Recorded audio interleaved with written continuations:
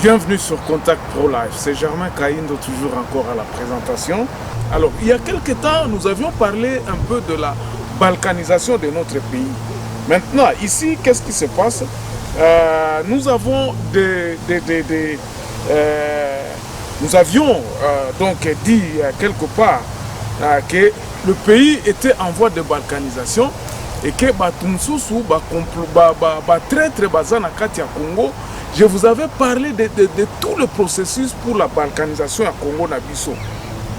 Balkanisation na lobaki Nabiso Nabino ke balkanisation ezate ke mboka mususu ekoya ko kata ekoya ko envahir biso te ngana lobaki bongo te na lobaki ke tozo kende na ndenge o tozo beta match ezo kende fo na ndenge nini biso moko bana Congo tozo créer ambiance wana balkanisation. J'ai dit ceci, j'ai dit bato mususu bayoka nga mabe balobaka ke nga naza alarmiste ou quoi que ce soit. J'ai dit ce qui est vrai.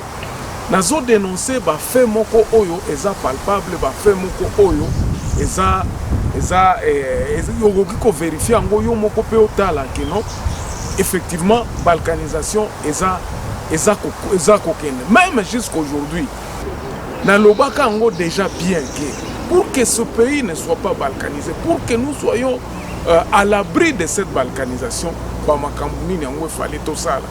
j'avais dit dans le temps qu'il fallait que tu responsabiliser Banamboka. Mais responsabilisation en Banamboka, te kozala commandité te na Kinshasa te. Parce que na playa lelo,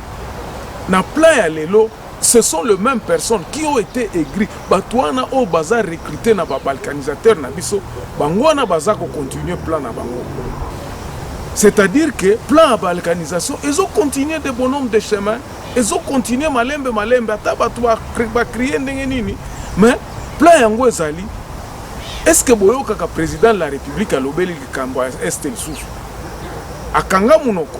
D'ailleurs, il a mis le feu sur l'huile à Londres en disant que non, Banyamulenge baza bandeko na biso.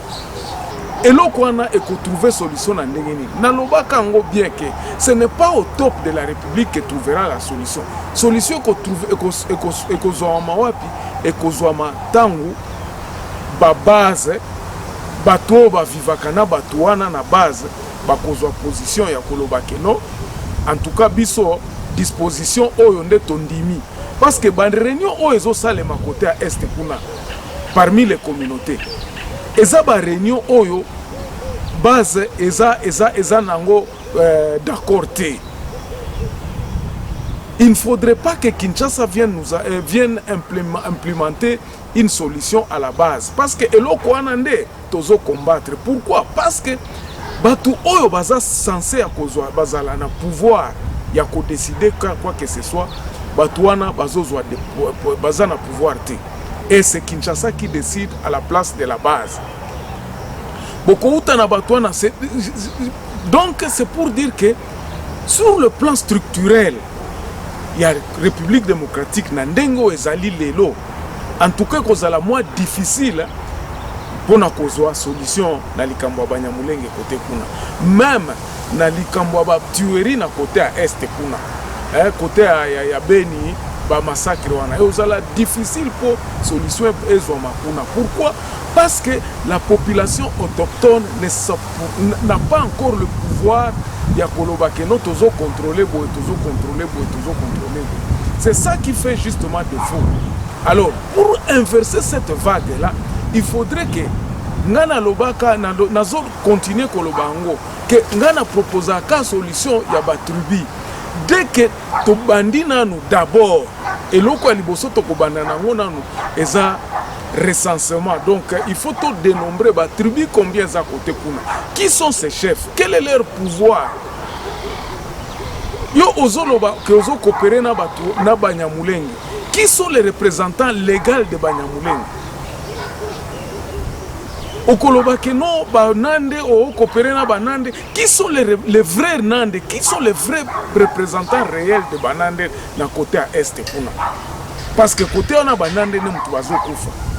Soki solution ekouta wapi ekouta nde na banande. Est-ce que banande les nande ont le pouvoir sur terrain pour na kotala kolobaki non awa solution na biso eza boy te. Alors en attendant nazo lire bino nazo tangela bino o ezalai kaka introduction nazo tangela bino sikoyo texte moko oyo etindinga lelo na ya kosala lisusu émission oyo sur la balkanisation parce que je vais vous rappeler que ce sont des faits qui viendra petit à petit pour que la balkanisation est à la place. Je vais vous lire ce texte ici. Texte oyo est un journal ya lelo na 7 sur 7. Balobi boy. Des investisseurs ougandais vont occuper les zones économiques spéciales pour donner l'emploi aux jeunes des territoires en conflit armé. Ozoyo d'abord que titre oyo epesinga na kanda. C'est pour cela que j'ai décidé que non natanga yango bino moko boyoka et puis vous allez juger de vous-même.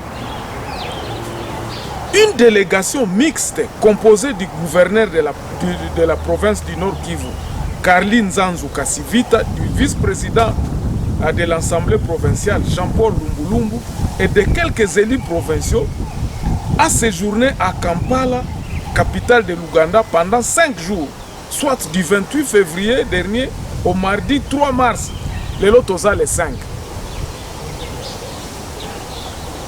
Ils ont séjourné au 3 mars 2020 pour une mission politique, diplomatique et surtout des affaires.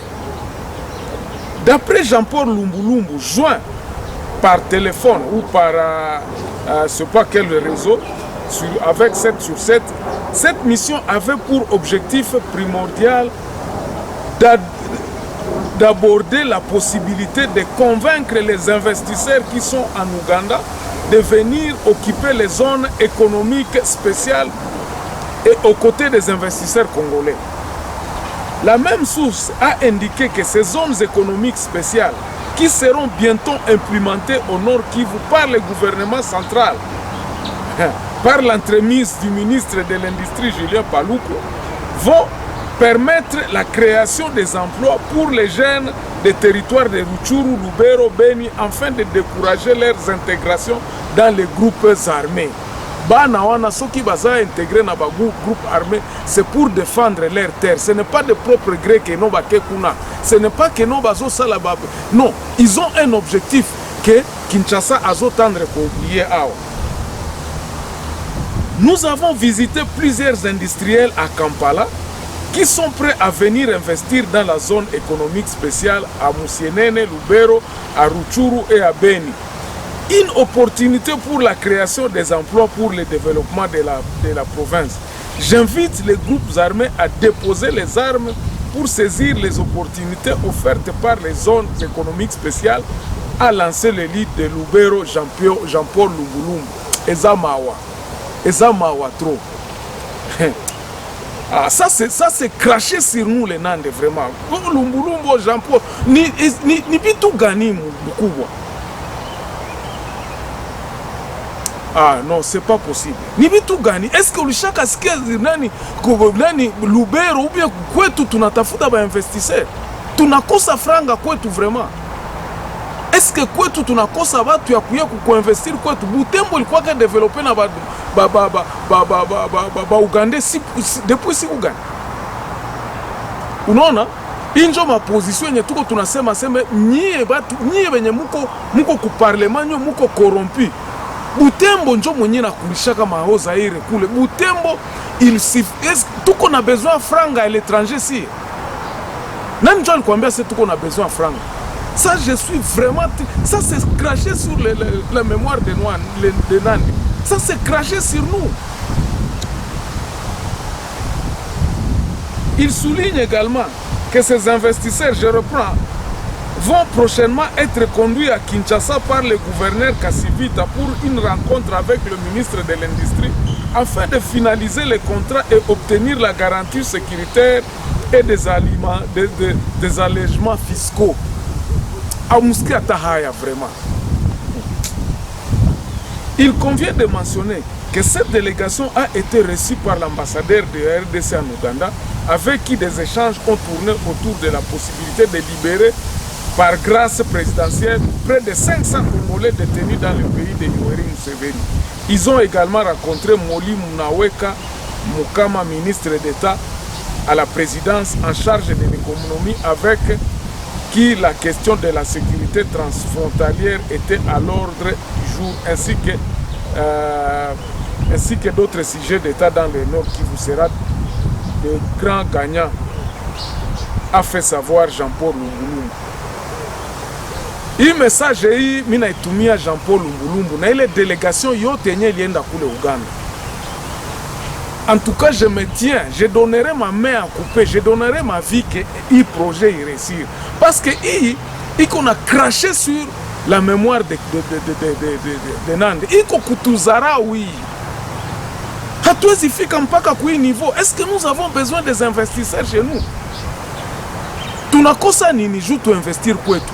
Est-ce que kama haiko ba très sawa nyie njo mwenye mko mnaenda kufai mambo hii, mnaenda sema ba Uganda njo bale benye biko mnasema njo ba ADF. Tena bo njo mtaenda kuambia sema bakio ba investir kwetu. Iko haya sana vraiment. Mimi nasikia roho inaniluma. Tuko na tension, iko sako yuko naenda kwa bureau kwa mwenye uko na kuua. Nyinyi njo ba kwanza mko mnasema kuko ba ADF ba Uganda biko banakuwa kutuua kwetu. Vous n'avez jamais dit, vous nous avez jamais dit la raison pour que les ADF tuent les Congolais. Vous n'avez jamais dit ça. Mais leo hii mwanje kutoka Kongo aseme munenda kufanya délégation ya kuita ba investisseurs Ugandais. Ba Ugandais banatushinda nini? Qu'est-ce que les Ougandais ont que nous n'avons pas chez nous? Uganda kuko nini yenye banaweza kutuambia leo? Uganda kuko nini yenye banaweza kwa kusema sema batimplementer ku Kongo? Iko vitu moya haya sana. Kama Lumbulumbu na Kasivita mnaanza sema hii mabitu ya hivi, iko haya sana. Banande nous on acceptera jamais. Unayua benye tulifanya ba India, unayua benye ba Datsko balishindwa ka Butembo. Si munayua gisi banande banakuwaka. Et vous commencez à aller. Si ndio kwenye niko nasema hapa. Là je m'adresse pratiquement à ces Nande-là, des traîtres qui sont partis en Ouganda négocier à ce que les investisseurs ougandais. Qu'est-ce que les Ougandais ont et que nous n'avons pas? C'est vraiment navrant. C'est même pitoyable. J'ai pitié. J'ai pitié de ce qui se passe dans mon pays, dans ma terre. Njomana nilikuwa minasema, il faut absolument que Banande tufanye recensement à Banande. Qui sont les Nande et qui ne le sont pas. Comme ça, pouvoir est qu'on a toqué à Kutribi. Ça, pouvoir est qu'on a contrôlé le territoire. Mana que nye Kinshasa mutakuya kule munasema ale nyi ba Uganda mukuya hapa mfanye hivi. Na njo bale ba Uganda benye biko banatuua si. Donc vous allez prendre, munawaza sema si tuko incapable ya kufanya ya kuleta makazi kwetu. Le peuple n'a que besoin de la paix. Na njo nye tuko nayo basi, hakuna kitu kingine. Le peuple n'a besoin que de la paix. En tout cas, que cette vidéo, que tous les Nande qui vont me suivre, bapime kuangalia, bafikishe vidéo, kule kubale Karli, bafikishe kwa Lumbulumbu, bafikishe un message. Parce que ça nous rabaisse jusqu'à ce que nous n'avons pas d'identité. On a kukosa identité à Congo. Vous voyez comment nous manquons d'identité. Vous voyez comment nous sommes maintenant ridiculisés. Parce que n'importe qui peut venir penser que non. Hatuna kwetu, bulongo haiko yetu. Vous pouvez aller investir n'importe quoi sans poser la question au chef coutumier.